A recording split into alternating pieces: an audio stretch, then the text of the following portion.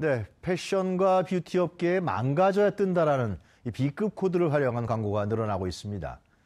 이 고급을 강조했던 예전과 달리어 코믹함을 넘어서 다소 황당한 방식으로 상품을 홍보해서 이 대중들의 마음을 사로잡고 있습니다.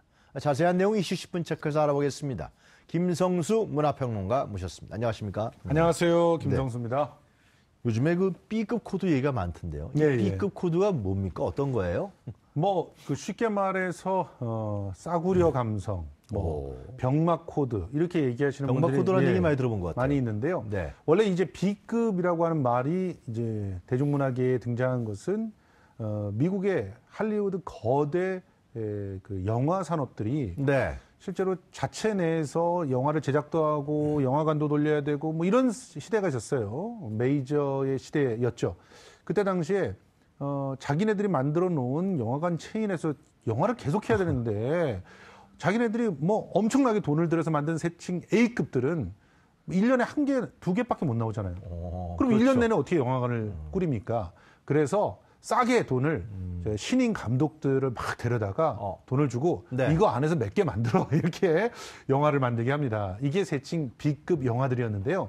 이 B급 영화들에서 엄청난 상상력과 창의력들이 발현되고 나중엔 B급 영화 마니아들이 생기고 네. 그 B급 영화에서 훈련받은 사람들이 그야말로 지금은 할리우드 주류 영화 감독들이 돼 있거든요. 네. 그래서 이제 B급의 정서, B급의 어떤 효용성, 가치 이런 것들이 재조명되기도 했고 그리고 실제로 우리 요즘에는 권위가 이제 완전히 무너져 있는 그런 네. 사회이기 때문에 자기 마음에만 맞으면 얼마든지 좀 싸구려라고 해도 즐길 수 있는 그런 사회가 됐고요. 특히나 SNS와 결합되면서 이 B급 코드는 엄청난 힘을 발휘하게 돼가지고 지금 현재 패션 뷰티 업계에도 네. 이렇게 강력한 도전장을 내고 있는 거라고 봅니다. 그래서 이러한 형태들이 홍보 효과에도 상당히 대단하다고 그러더라고요. 예, 일단 네.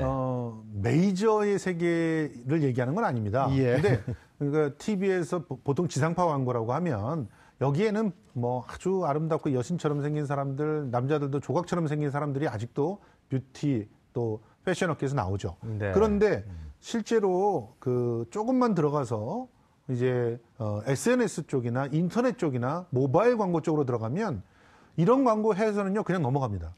재미가 없으면 보질 않는다는 거죠.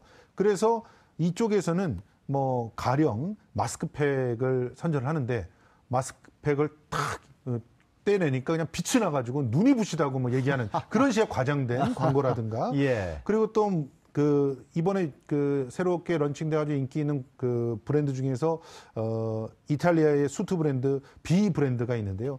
이 브랜드 같은 경우도 유튜브와 소셜 네트워크에 아주 코믹하고 감각이 넘치는 젊은 감각의 그런 광고를 내세워서 상당히 효과가 있는데요.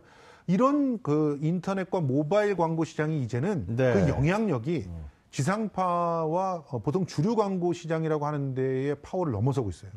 그래서 현대카드 같은 경우는 앞으로 지상파 광고를 안 할지도 모른다. 이런 얘기들이 나오고 정말요? 있습니다. 예. 그러니까 이런 그 광고계의 급변과 맞물려서 B급 코드의 광고들이 더욱더 각광받고 사랑을 받고 있는 그런 상태로 가고 있습니다. 뭐 사회의 변화와 다양성을 좀 보여주는 것 같은데요. 그렇죠.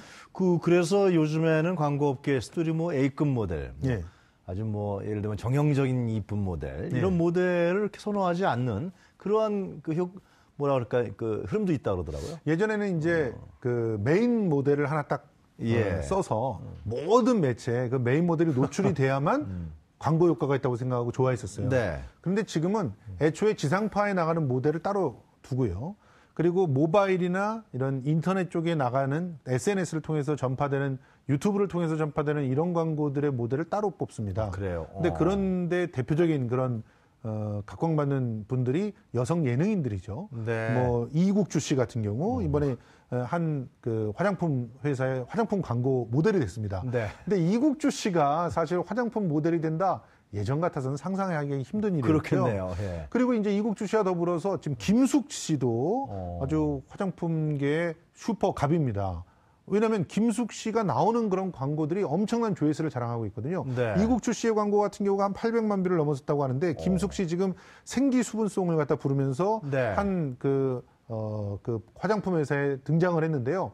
근데 거기서 적어보십시오. 네. 그 김숙 씨가 등장해가지고 생기수분송을 외치면서 뷰티를 전달해주는 전도사 역할을 하는데 굉장히 인기가 좋습니다. 그래서 이런 그 모델에 있어서의 어떤 체인지 현상도 네. 가져오게 됐고 지금도 뭐 개그맨 장도연이라든가 허경환이라든가 오남이라든가 오남이 씨도 사실은 지금 화장품 광고로는 전혀 어울리지 않는 그런 모델이었지만 지금 활발하게 활동하면서 큰 효과를 가져오고 있습니다. 기존에 가졌던 컨셉을 완전히 파괴하는 거네요. 그렇습니다. 왜 이렇게 이런 식으로 홍보하는 이유는 뭐라고 봐야 돼요? B급 코드로. 자, 일단은 기본적으로 광고에 있어서의 어떤 흐름이 바뀌었다는 거죠. 네. 예전에는요, 그냥 가만히 앉아 있으면 그대로 들어올 수밖에 없는 그런 광고를 우리가 봤단 말이죠.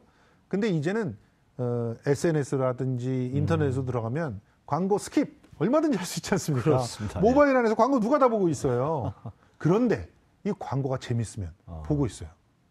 심지어 보는 정도에서 끝나지 않고 이 광고 재밌지 않니? 그러면서 열심히 퍼나릅니다. 그래요? 자발적으로 홍보를 갖다 하게 되는 거죠.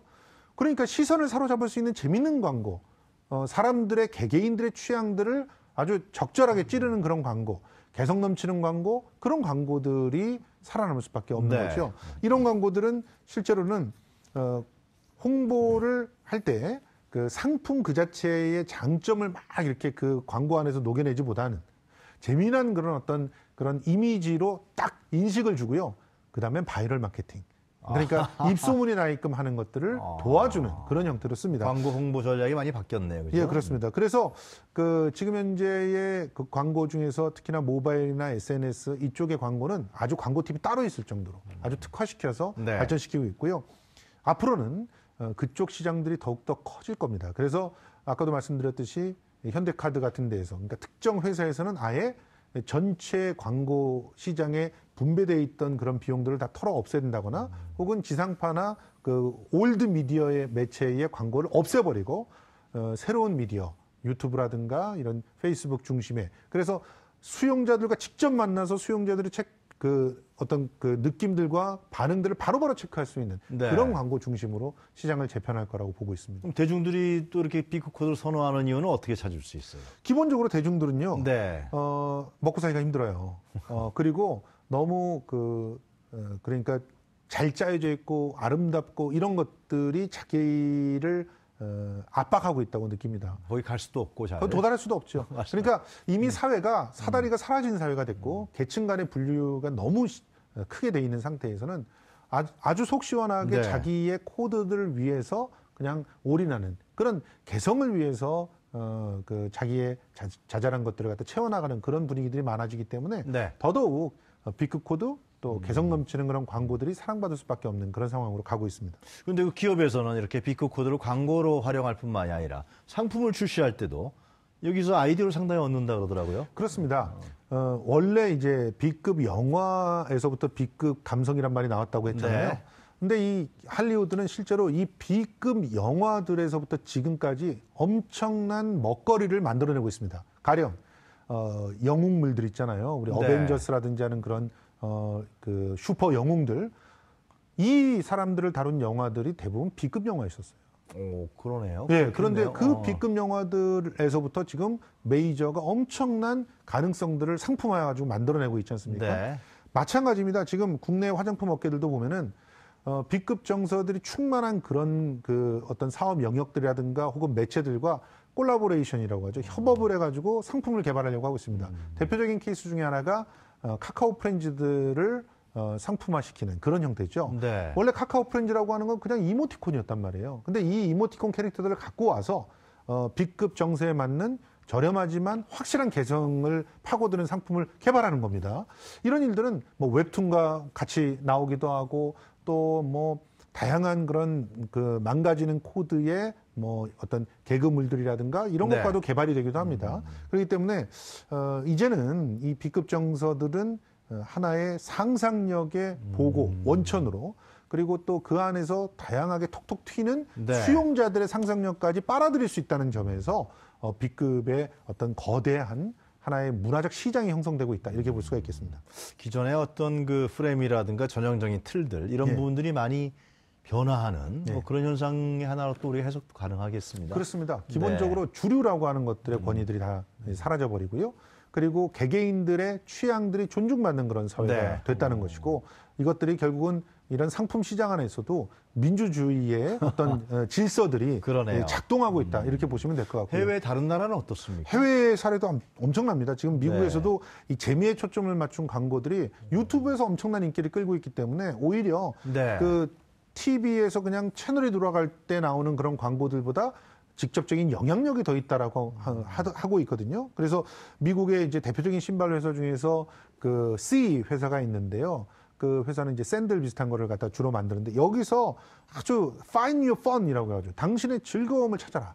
그래서 재미있는 광고들을 중심으로 짜고 있습니다. 네. 애플 같은 경우도 요즘에 예전에 애플의 기능들을 쫙 멋있게 소개하는 세련된 광고에서 굉장히 코믹스러운 광고로 바뀌어 나가고 있잖아요. 이런 것들이 결과적으로 세계적인 추세가 되고 있다. 네. 이렇게 볼 수가 있겠습니다. 김성수 평론가께서 보실 때는 이러한 열풍이 향후 계속 진행될 거라고 보세요? 어떻게 보세요? 그럼요. 단기적인 효과라고 보세요? 이 B급 코드 같은 경우는요, 지금 이미 클래식이라고 하는 그 곳들도 막 침투하고 있습니다. 발레, 네.